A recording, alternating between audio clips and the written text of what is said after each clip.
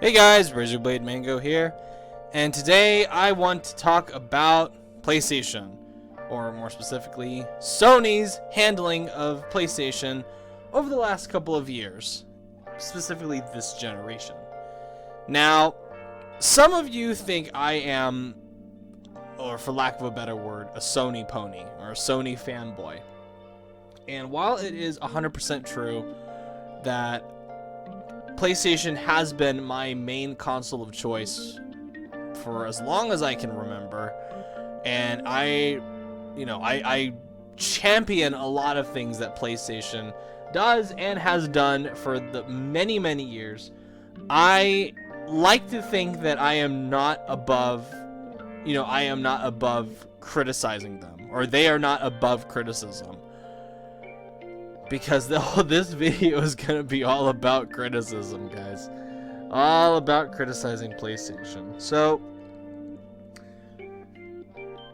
if you have been living under a rock or have been away from the internet since E3, one of the big stories to come out of it was how Sony has basically infected Fortnite Epic accounts, or Epic accounts in general. So, this all started when Fortnite inevitably was released for the Nintendo Switch, and it gave you the ability to cross-platform play with players on PC, mobile, and Xbox. And if you had an Epic account on PC, you could link it up to Nintendo Switch, carry over all your progress and your skins and your time and everything, your V-Bucks, all onto the Nintendo Switch. Not a problem whatsoever. Or at least, it should not have been a problem. The problem came up when PlayStation, of all people, I expect PlayStation to... It's so strange that we live in a world where Nintendo is not the one that's behind the times here, where PlayStation basically is playing the possessive parent, and they don't want to let their child, the PlayStation 4, play in the swimming pool with all the other children, and the other children being PC, Xbox, Nintendo Switch, and mobile. They're basically being possessive and arrogant and unreasonable, and they're saying, no, PlayStation 4, you cannot play Fortnite with these other children. You cannot jump in the Fortnite swimming pool with the other children. You have to stand over here. You can occasionally play with the PC one under specific circumstances, but you cannot play with the other children. No, you can't. And this has been a problem. Sony has been really fucking arrogant about cross-platform play for the last couple of years, because a couple of games I can think of, like Rocket League and Minecraft, they, like, if you own any other console like Xbox, Switch, PC, whatever, you can play with basically everyone. You can play with everyone, and if you own multiple systems, you can cross-platform play with your friends who own different consoles, and that's great. That's something that I feel like for certain games is the way of the future. And apparently PlayStation does not. PlayStation is more than content with being stuck in the past of having it being their own little wired, horrible infrastructure where they're holding your Epic account hostage. And they're saying, no, you cannot play with your friends on the Nintendo Switch. No, you can't play with your friend who just got an Xbox with Fortnite. No, you can't do that.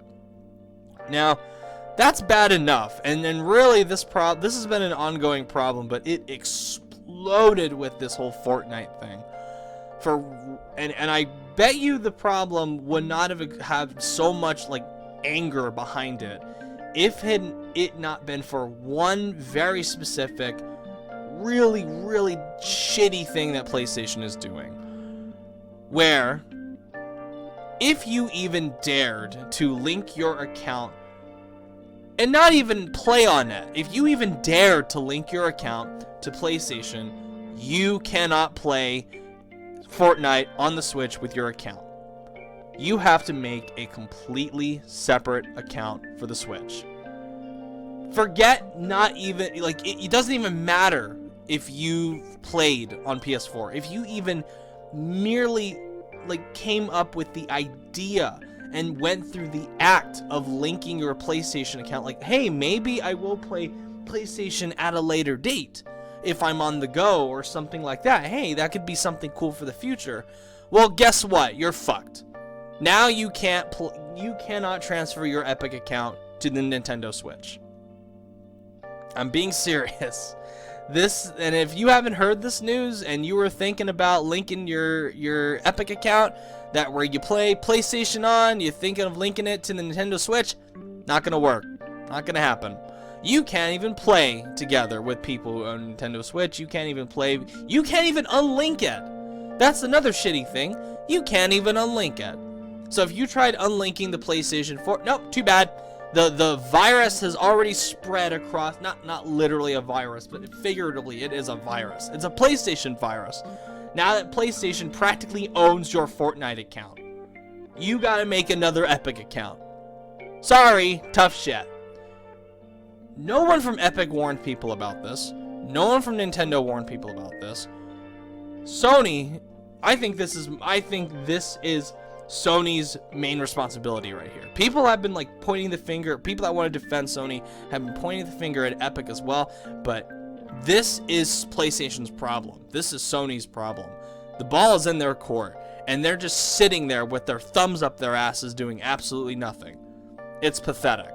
The only time they even remotely made a statement about this was to brag. It was this like really shit, awful, embarrassing response to it, where it basically boiled down to, oh, we're listening to your concerns. We like listening to our community. Please buy a PlayStation so you can enjoy the 80 million people that already have. We have our own infrastructure. Completely sidestepping the whole point of it. Pathetic. Pathetic is the main word here. Absolutely pathetic on PlayStation's part. Shame on Sony. Sony, you are pathetic. But I feel like this whole Fortnite thing, as big of a problem as it is, and it's a huge fucking problem, it's PlayStation not addressing this and not taking care of this is going to have really serious long-term damage to them. And it really has shown to me this E3, more than anything else, combined with this whole Fortnite situation on PS4 and Switch, it's driven home one big theory I've long held about PlayStation's future, is that I think they are going to have a serious downfall in the next gen and are going to get the absolute shit kicked out of them by Xbox. Now, PlayStation, for all their problems, the one thing that they have done extremely well, and between the two consoles, I think it is the key thing, and I think it's the reason they're still doing well today, is because their exclusives library is fucking excellent. It is a cut above everybody else. It is an enormous. It's like night and day between PlayStation and Xbox in terms of exclusives. It's very, you know, I think it's still personally better than the lineup of exclusives on the Nintendo Switch, even though Nintendo Switch have really made a case for, like, they've already had better exclusives than Xbox. They've only been on the market for like a year and a half now. And I believe that is the only reason that PlayStation is still doing incredibly well. And I think Xbox really fucking up in the beginning of this gen helps PlayStation more than anything. Those two things, I think, have just made PlayStation 4 an enormous success, the enormous success that it is. But when you really step back and look at what PlayStation has done compared to Xbox, it's really in that one key area where they shine. Everything else is incredibly lacking. Let's start with backwards compatibility. Xbox, you know, during, I think it was their second or first year after launch of the Xbox One, they came out and were like, hey, we're doing native backwards compatibility on select titles, and we're going to be adding more every month. And You don't have to buy anything. You don't have to re-download the game. All you gotta do is just, if you own the disc, you put the disc in the Xbox, you download maybe something, and you're good. You're good to go. You can play your games again. Even the original Xbox, like if you own copies of Blinks the Time Cat on the original Xbox, you can just put that into your Xbox One, and it'll play just fine. And that's great. I love that. And I will be the first to admit, a lot of things that Xbox has done over the last couple of years, I think are great. And I think are very forward-thinking, and just take that one step. It's things they absolutely do not need to do, but they are things that really help their economy. And the things that they're doing, they're making them stay relevant, even where their exclusives lineup is incredibly paltry. What is PlayStation's answer to backwards compatibility? Oh, we can't do that. And they make you pay for PlayStation 2 classics. They're making you pay $20 for Star Ocean on the PS4. They're making you pay $15 for Grand Theft Auto 3. A fucking 17-year-old game is still $15 when it's available digitally. Right. Okay. That's not the answer that I'm looking for. And I think the way Xbox has been handling their past IPs, their past games, is way better than how PlayStation's been doing it. In fact, I'm jealous that Xbox has native backwards compatibility. I really would love that on the PlayStation 4. I would love to take out my copy of Radiata Stories and play that on my PS4 upscaled to 1080p. They could do it. PlayStation could do it. But I just don't understand why they don't do it. I've heard with PlayStation 3 it's because of, it's because the system is designed differently and the PS3 can't do it, or whatever. Which leads me to my next point. Xbox has the Games Pass, which if you pay a monthly fee, or I think it's like $10 a month or something, or something like that, and you get like free trials all the time and what have you, you can play the old Xbox 360 games. You can download them from the Games Pass onto your Xbox One and play them like that. What is Sony's answer to that? Oh, let's introduce this ridiculously expensive PlayStation Now service where we have all these games that stream. Key difference: streaming versus downloading. Downloading is way better. Streaming, unless you have a really good internet connection, PlayStation Now might as well not even exist on your PS4. Might as well not even exist. And I hear they are getting a download option later on in September. But the rumor is that it's only going to be for PlayStation 4 titles. It ain't gonna be for PS3 titles. It ain't gonna be for PS2 titles. Guess what, Sunshine? It ain't gonna be for fucking PS1 titles either. So you're still stuck buying your old PlayStation 1 games and your PlayStation 2 games at a ridiculous price, and you're stuck still streaming all your shit. All your PS3 games, sorry bub, gotta stream them. Which I don't think is okay. I think that is really shit compared to PlayStation, or compared to Xbox. I think that's pathetic. Now we get to crossplay. Xbox has been fine with it. They're fine being like, hey, let's do crossplay. And before you guys come into my comments going, oh, well, the Xbox, when they were on top, they didn't want to do it, so why should Sony do it? Well, because this is 2018 and we have the infrastructure now to support this stuff, and Xbox is doing it now, and Nintendo of all companies is okay with it. And Nintendo is notoriously stingy about adapting to things. Why is Sony behind the times when Nintendo isn't? Are you fucking kidding me? Like, don't give me that excuse. The only reason PlayStation doesn't want to do it is because they are becoming arrogant. They are getting back into that old habit of being arrogant, cocky Sony that we saw in the transition from the PlayStation 2 era to the PS3 era.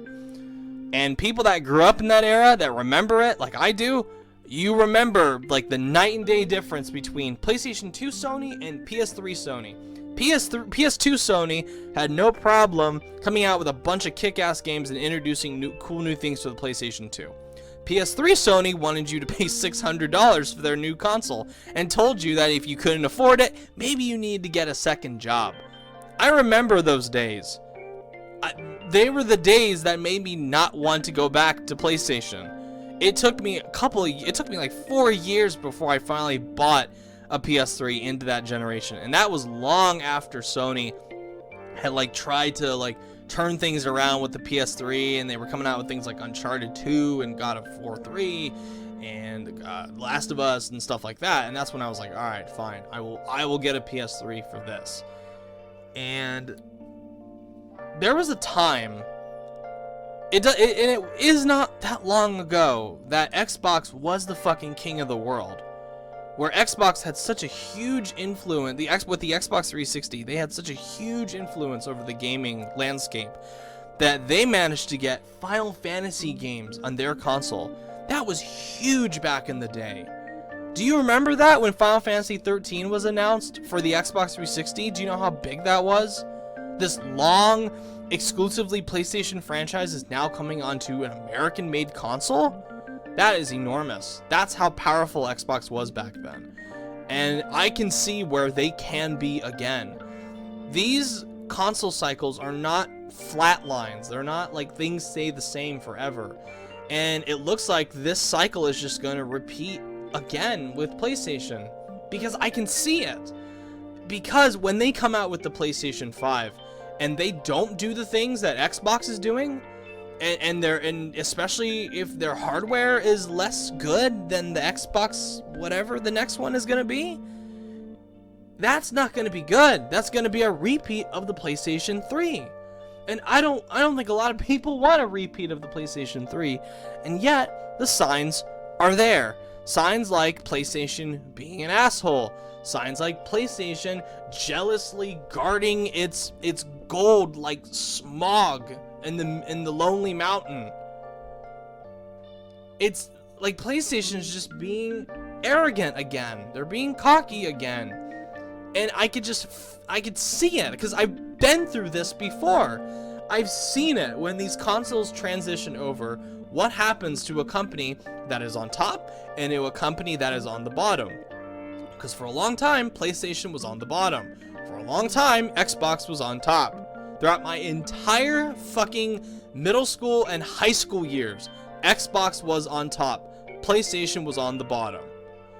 Now, then, the script flipped. Where throughout my entire college years so far, PlayStation has been on top again, Xbox has been on the bottom. And guess what? I think in a couple of years, things are going to change again. Xbox is going to be on top. PlayStation is going to be on the bottom. Even though PlayStation still will have the fantastic lineup of games. Even when PlayStation fucks up, and this looks bad on me, because I want to play those fucking games on the PlayStation 4, on the PlayStation 5, or whatever it's going to be called. I'm still going to buy a PlayStation 5 because I want the games. But as far as the wider landscape goes, I think Xbox is going to be on top. I have no problem predicting that, and I think a lot of people are saying the same thing after this year's E3.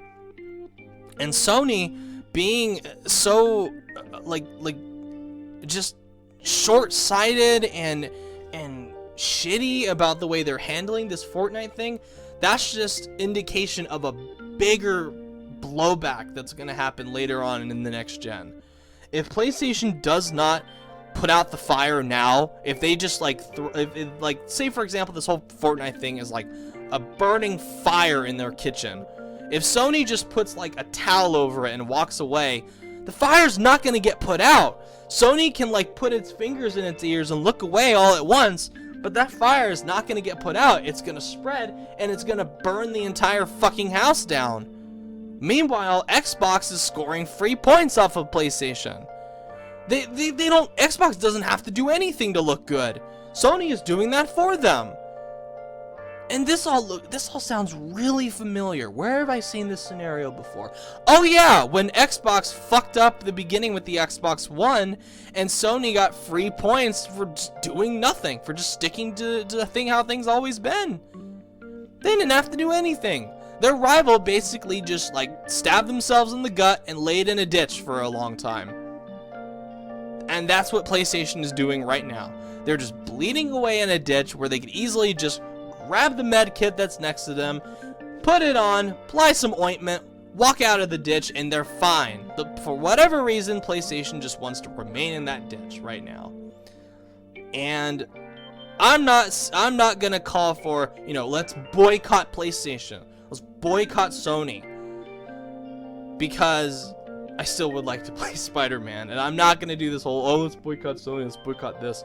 The only company right now that's not allowed to be on this channel is Warner Brothers. Like, I don't want any fucking thing from Warner Brothers on this channel.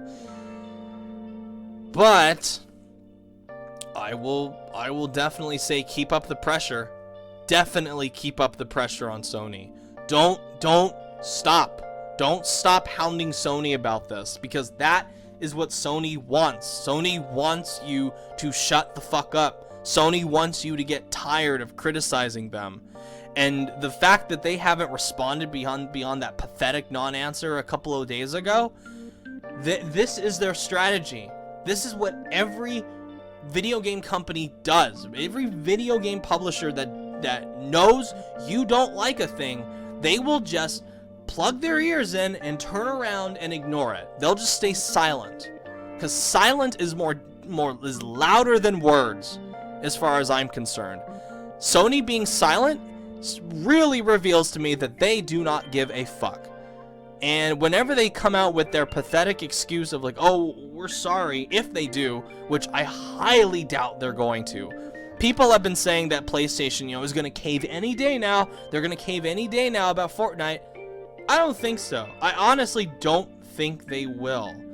Because Sony, compared to 2015, 2016 Sony, compared to now, has changed. They've had new management now.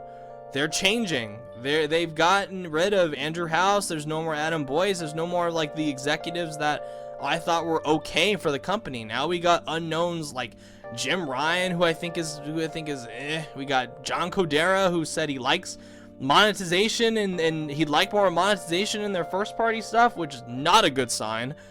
And Sean Lane, I like Sean Lane, but he really doesn't have that much of a presence in terms of like communicating with the public. All we've got left are just these boring ass PR people at PlayStation.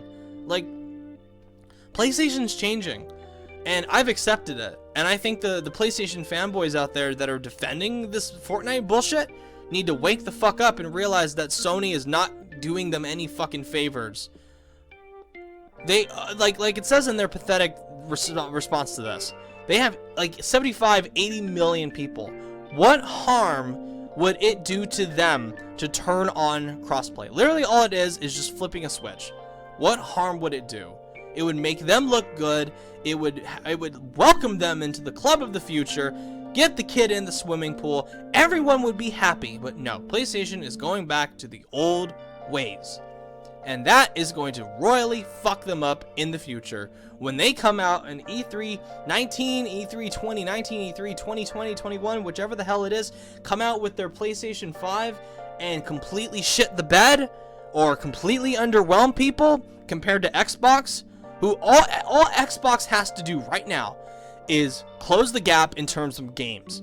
And like I said in my Xbox E3 video, I see where the gap is being filled. I see it. I see the seeds for the future. And all Xbox has to do is come out with a bang up fucking exclusives lineup for the next Xbox, and that's it. That's all they have to do. They're done. Unless PlayStation does the exact same thing that Xbox is doing, which I highly doubt it. That's it. The roles are gonna reverse again. That's what's gonna happen. And that's something I can say with confidence. I am reading the tea leaves, and the tea leaves are telling me that PlayStation is gonna royally fuck themselves in the next gen, because that's what always fucking happens. The people on top go back to the top. I'll go back to the top. Or sorry, people on the bottom always go back to the top, and the people on the top always go back to the bottom, and the cycle of power begins anew. Thank you for watching, everyone. Have a good one, guys. Take care.